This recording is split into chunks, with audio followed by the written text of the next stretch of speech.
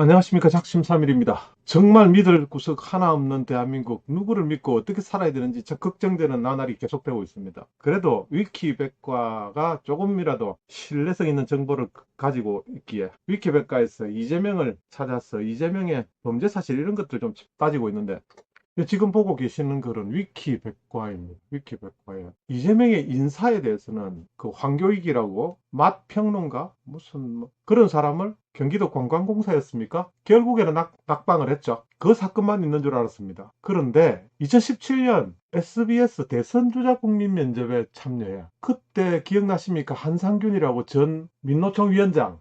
사건 많았지 않습니까? 저도 어렴풋이 기억이 납니다. 깜빵에 있는 민노총 위원장을 사면시켜서 내각에 앉히고, 질문은 이렇습니다. 내각을 구성한다면 가장 먼저 장관을 지명하고 싶은 부처가 어디인가? 이런 질문에 노동부 장관이 제일 중요하다. 노동 현장과 노동자에 대한 애정이 있는 사람을 장관에 앉히고 싶은데 가능하면 노동운동가 중에서 지명하고 싶다. 이런 말을 했습니다. 거기다 뒤에 이런 말까지 붙였습니다. 너무 과격해서 어떻게 될지 모르겠다. 스스로 수위 조절을. 정말 위험한 사람 이재명을 고발합니다. 저는 이재명의 문제가 황교익만 있는 줄 알았습니다. 그런데 황교익 사건이 지나가기가 무섭게 폭탄처럼 떨어져 버린 사고가 대장동 사건이죠. 대장동이 황교익을 확 묻어버렸죠. 수면 아래 완전 싱크시켜버렸죠. 그렇게 하니까 범죄자 장관 기용 이런 비판이 일어나니까 이 사람도 이렇게 말을 합니다. 정치인이나 재벌 경영진도 범죄 행위를 저지르고 일하고 있지 않느냐. 전과사범담은 왜냐하면 자기가 전과가 있기 때문에 아예 국법을 지키지 않아서 전과가 있다는 것을 아무렇지도 않다 하기야 대한민국의 성인 중에서 3.2명 중 1명이 전과자라고 합니다. 그 전과라 하면은 벌금형 이상이라고 제가 들었어요. 제 기억이 정확한지는 모르겠습니다. 이런 말도 제가 우리 정규재 TV에서 정규재 선생한테 들었던 이야기들. 지금 보고 계시는 것은 한상균 민노총 위원장 그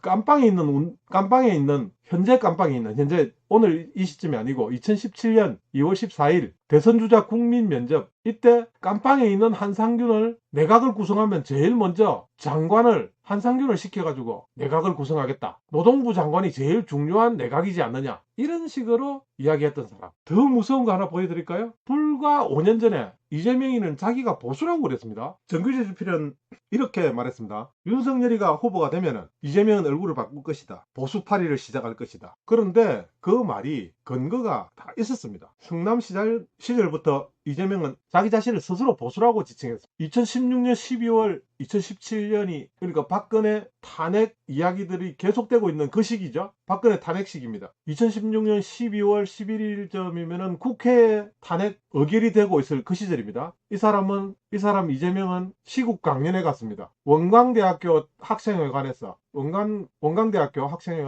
진영 논리에 대해서 이야기하면서 나는 진짜 보수를 줄임말로 진보라고 이야기하고 있다. 우리가 합의한 법질서와 원칙, 가치를 잘 지키자고 하는 것이 보수라고 이렇게 이야기하면서 자기를 보수라고 이야기했어요. 이재명이 자기가 좌파라는 말을 해본 적은 없거든요. 단지 편리하게 당만 더불어당에 있을 뿐이지. 지금 여러분은 작심삼일 비디오일기와 함께하고 있습니다. 여러분은 지금 작심삼일과 함께하고 있습니다. 믿을 구석 없는 대한민국, 그래도 위키백과가 믿을만하다. 이재명 위키에서 스스로 우파라고 이야기했다. 윤석열 엿됐다. 윤석열은 우파 코인 타는 이재명이한테 분명히 당할 것이다. 이미 그때 주장되었습니다. 여러분, 오늘은 기쁜 날입니다.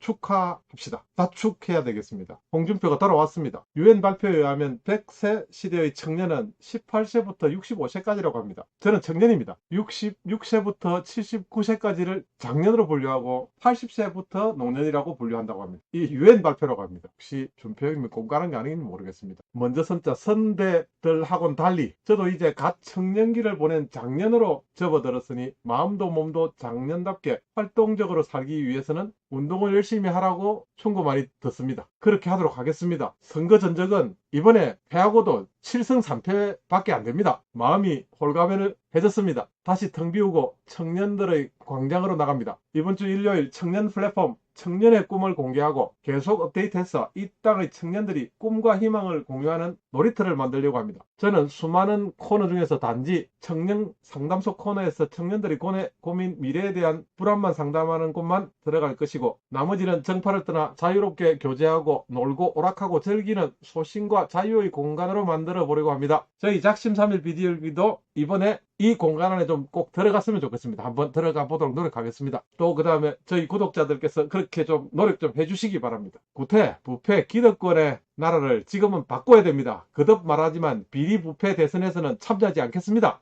같이 하면 세상을 바꿀 수 있다는 것을 보여주도록 합시다. 더 유스트리머로 도메인 등록도 완료했습니다. 홍준표와 함께합니다. JP 레코더 자유 시장경제 1등 주자 홍준표와 함께하고 있습니다. 여기는 작심3일입니다. 화면 바로 가기에 작심3일이 홈페이지를 운영하고 있습니다. 홈페이지에서 간단하게 국민 쇼핑몰 쿠팡에서 구매만 해도 작심3일을 응원하는 슈퍼챗을 쏘는 기막힌 방법이 있습니다.